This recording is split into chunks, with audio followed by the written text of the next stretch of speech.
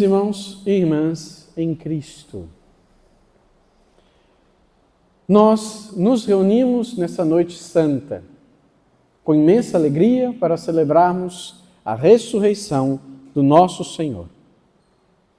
Nós passamos por esse momento de dor, por esse momento de apreensão, por esse momento de angústia, por esse momento de perda, experimentando a morte do Senhor, experimentando a sua ausência, enquanto Cristo no sábado santo permanece no sepulcro. Mas passamos por tudo isso para nos enchermos de alegria nesse momento com a ressurreição de Jesus.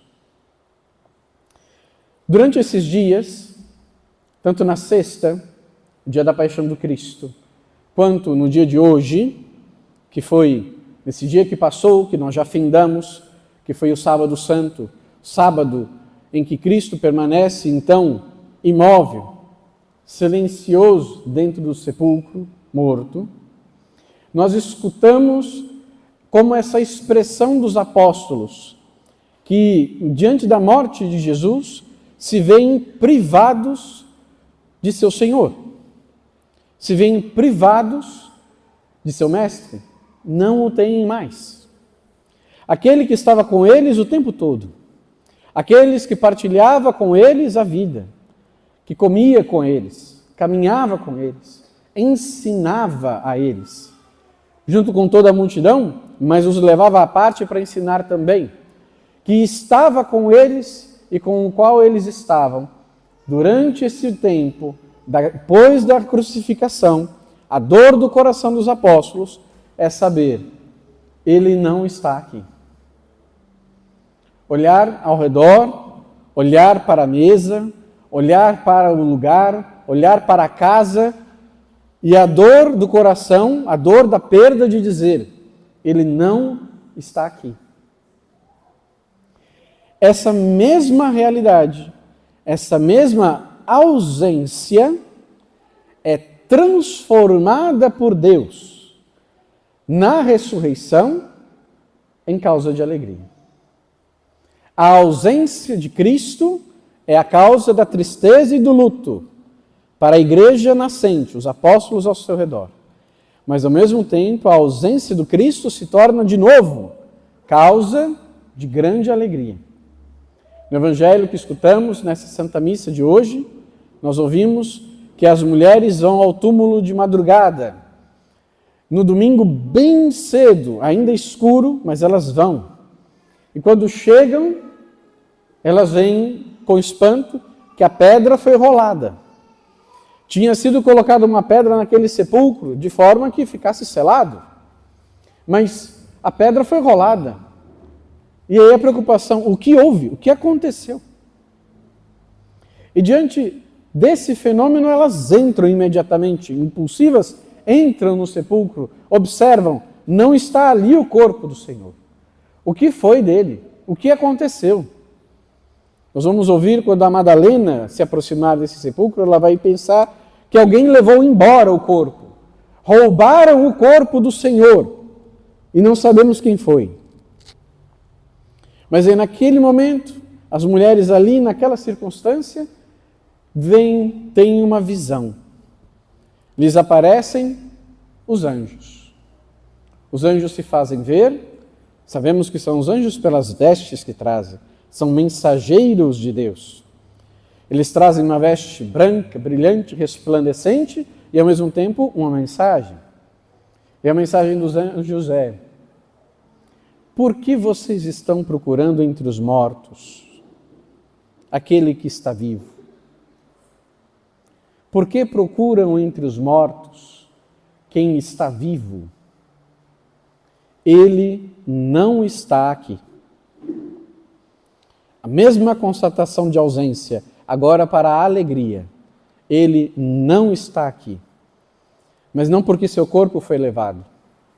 Não está aqui porque ele ressuscitou. Ele ressuscitou. E essa é a causa da alegria. Essa é a causa da nossa alegria. Essa é a causa da nossa festa. Cristo ressuscitou. E nós estamos celebrando a ressurreição de Jesus nosso Senhor. Por isso essa Santa Missa de hoje, ela é diferente. Essa Santa Missa, ela não é como tantas outras que são sempre o sacrifício redentor de Cristo, mas essa Santa Missa, ela é revestida de uma glória, ela é revestida de sinais, ela é revestida de uma beleza toda única. Não há celebração na igreja que se compare à desta noite santa. Porque hoje nós celebramos a ressurreição do Senhor. É a festa maior que a igreja tem, é esta noite. É este dia, o dia da ressurreição de Cristo. Por isso, tudo aquilo que a igreja prepara como gesto litúrgico, como gesto ritual, nós realizamos, nós fazemos, porque isso mostra, através da liturgia, através dos gestos, através das palavras, através das cores, através das luzes, manifesta o que significa Jesus ressuscitar. Com a graça de Deus, e nós temos 50 dias pela frente de tempo da Páscoa. 50 dias em que nós contemplaremos, meditaremos e nos alegraremos pela ressurreição do Senhor. Mas tudo começa nessa noite santa. O grande sinal que vai marcar esse momento, que marca este dia, que depois se expande em 50 dias, mas como se fosse um só, o grande sinal que marcará isso é a coluna luminosa que iluminou o caminho dos hebreus naquela noite de libertação, em que eles atravessam o Mar Vermelho a pé enxuto. A coluna luminosa para nós é Cristo. Ele é a luz do mundo, que vem para afugentar as trevas. Símbolo do Cristo, coluna luminosa, que nós temos, o Círio Pascal. Ele é o grande sinal da Páscoa. É esta luz que vence a escuridão. Quando entramos na igreja, já estávamos pela chuva, mas estando na igreja escura, de repente uma luz entra, Cristo. E essa luz é vista por todos os olhos. Todos conseguem ver esta luz. Ela resplandece, ela ilumina. Não importa quão densas sejam as trevas, quão densa seja a escuridão de um lugar, se acende uma chama, as trevas foram vencidas. Não importa quão escuro seja um cômodo, uma lâmpada, uma luz é suficiente para vencer essa escuridão. Não importa quão densa seja a escuridão do mal deste mundo, Cristo, luz do mundo, sempre será vencedor, sempre triunfará sobre a escuridão. Mas Deus é tão bom, Deus é tão misericordioso, e Ele é tão bom conosco, que não contente de ser Ele vencedor da escuridão, Ele divide conosco essa vitória. Ele reparte conosco essa luz. E aí então, do Cristo, coluna luminosa, o Círio Pascal, brotam luzes espalhadas por toda a igreja. E quando isso acontece, não podemos dizer que está mais escura. Agora ela já está clara. A luz de cada vela que cada um traz ilumina essa escuridão, ilumina essa noite. Esses são os sinais que nos acompanham neste tempo santo da Páscoa, e que nós somos chamados a meditar. Cristo é o sentido e a razão do que estamos celebrando, do que estamos vivendo e do que ainda viveremos. Porque Ele, Cordeiro Santo e Inocente, se deu por nós para resgatar a nossa culpa. Ele morreu na cruz por nós, para apagar a nossa condenação.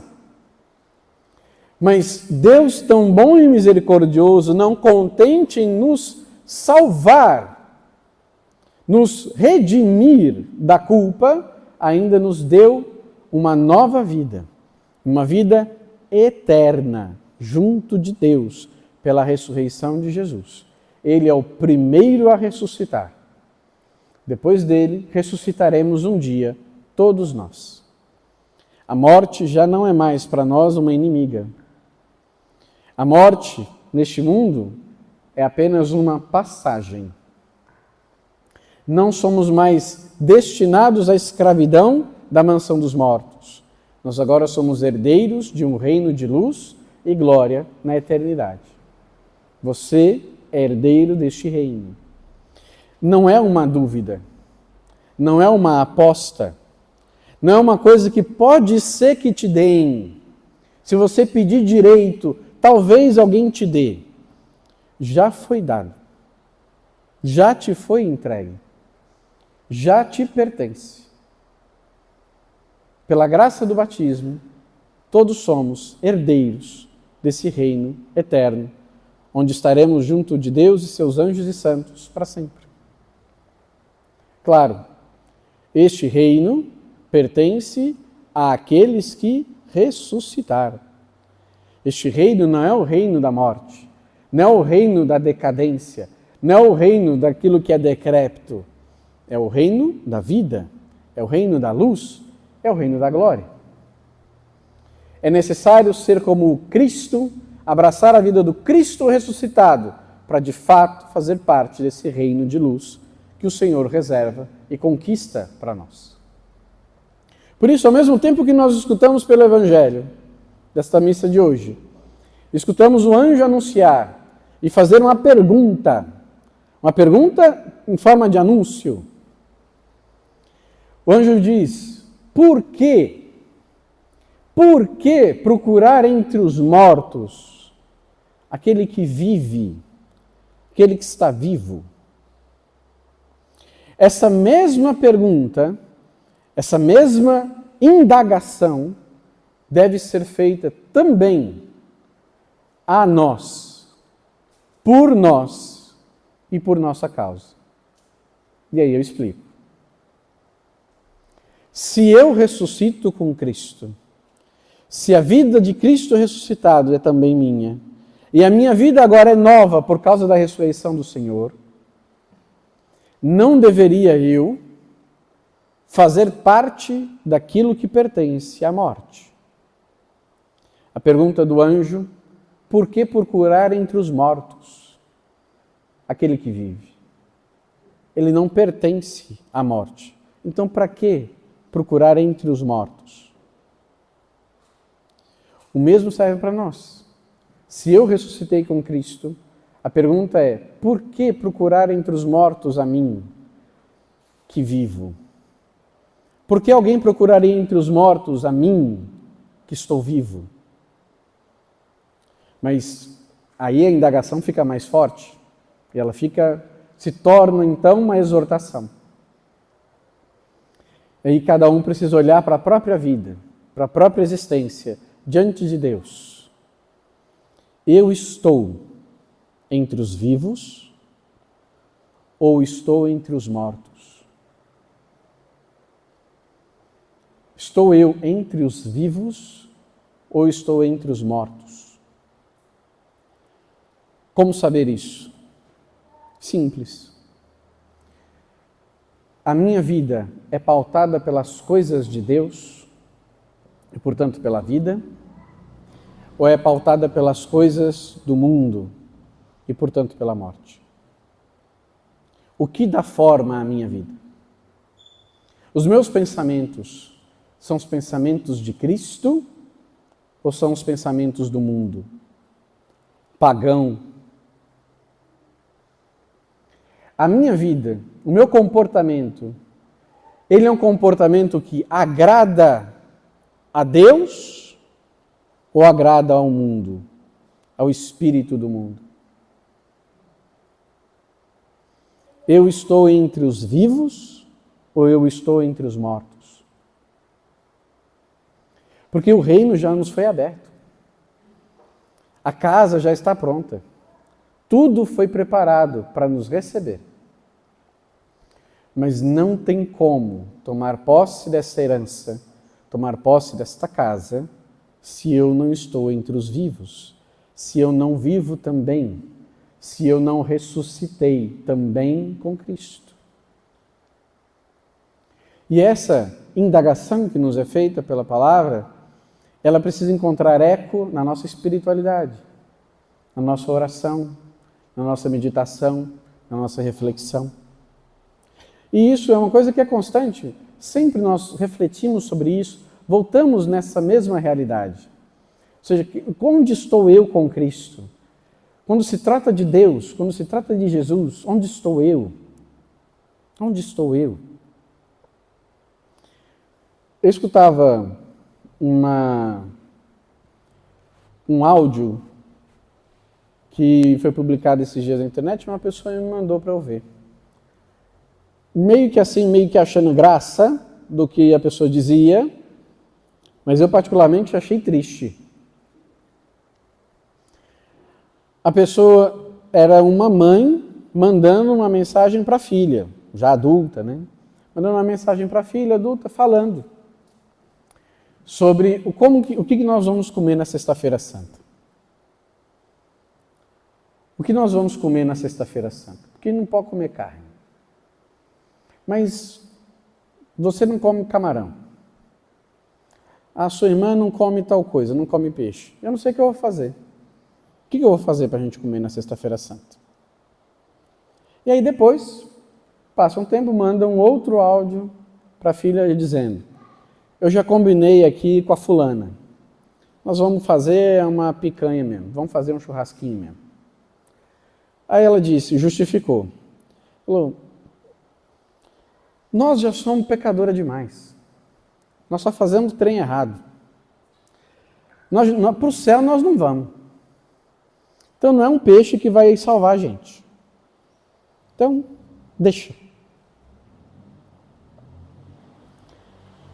É a mentalidade do mundo.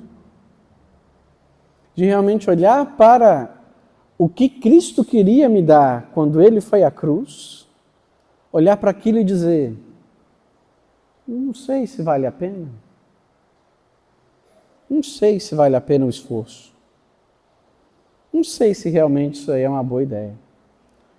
Porque eu vou ter que seguir direitinho para poder ter? Não sei não. Mas é claro, não estou dizendo que o que essa senhora pensa é uma razão teológica. Não.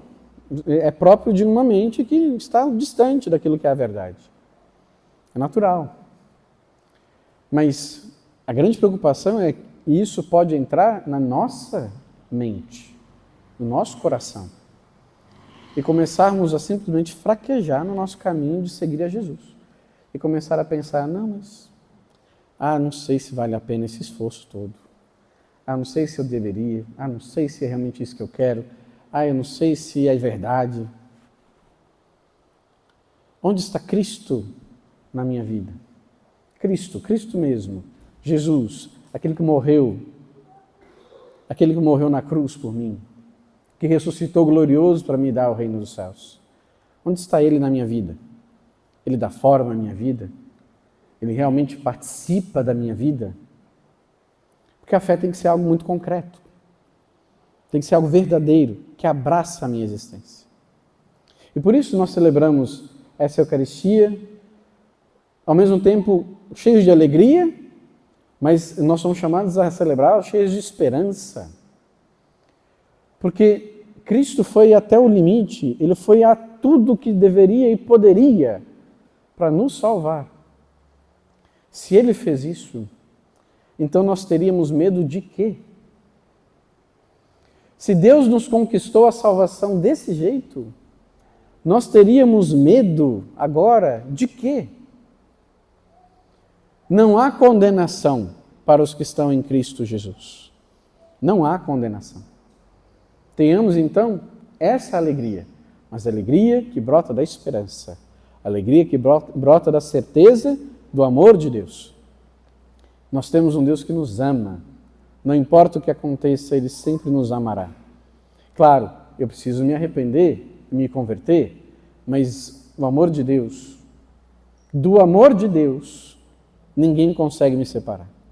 Não há força no mundo que possa nos separar do amor de Deus. A prova disso é Jesus e o seu sacrifício. Portanto, nos alegremos nessa Eucaristia. Deixemos que a alegria se torne para nós motivo de nós agradecermos a Deus, de nós louvarmos a Deus, de nós bendizermos a Deus, porque Ele merece tudo de nós, porque Ele nos deu tudo que tinha.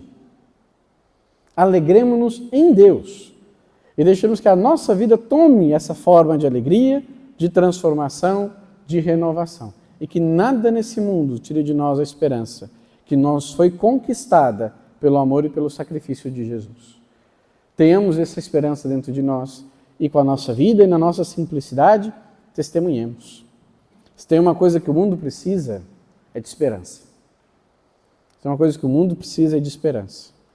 Mas não uma esperança fraca, precisa da nossa. A nossa é a verdadeira, a nossa é a robusta.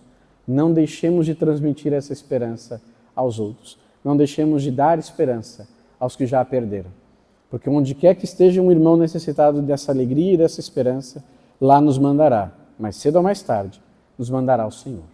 Que Deus possa nos usar como instrumentos seus e nos conduzir pela sua bondade a testemunharmos a sua ressurreição e a esperança e a alegria que nos movem segundo o seu Espírito. Amém.